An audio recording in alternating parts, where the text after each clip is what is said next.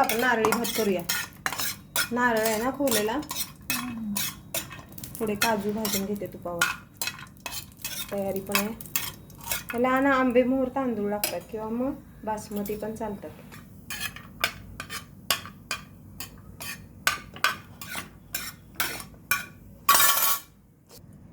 त्याला तूप घालायचं. तुपामध्ये लवंग घालायचं आणि हा पूर्णपणे ना गुळामध्ये नारळ आणि गुळ असा नारळी भात. समुद्रात कोकणात बघ नारळ सोडतात समुद्रात. नारळी भात करतात. तांदूळ वगैरे भाजून घ्यायचे. मी बासमती तांदूळ वापरलाय. कोणी आंबे मोहर वापरतात. मी बासमती वापरते. धुवून ठेवलं का?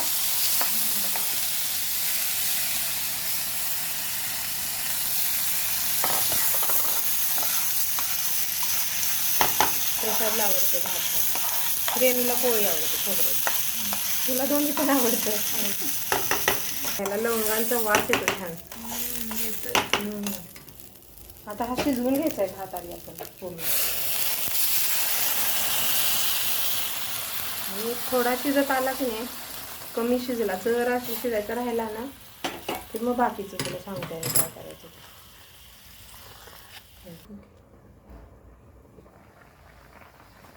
शिजतोय. त्यात पण मिरची जायफळ घालायची बरं का. हां. जायफळाचा वासाला पण छान लागतो. कलर घातला तरी चालेल, नाही घातला तरी नाही चालेल.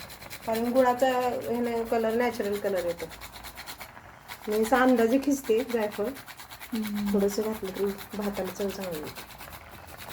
लवंग जायफळ. भात शिजला आता हे थोडासा शिजायचं राहिला तोपर्यंत गुळ घालायचा म्हणजे तो मिक्स करून घेतो. तर साधारण 1 वाटीचं तांदळाचं आहे, 1 वाटी गुळ घालायचा.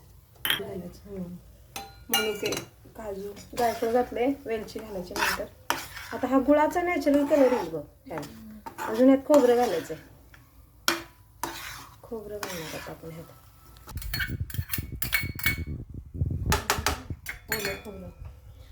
नारळी भात. म्हणजे बघ छान आता हे मिक्स होऊन घेऊया आपण.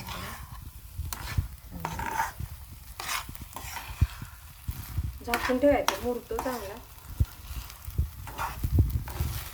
आणि कलर बदलतो त्याला. रक्षाबंधन स्पेशल नारळी भात सर्वांना खायला घालूया आपण आज.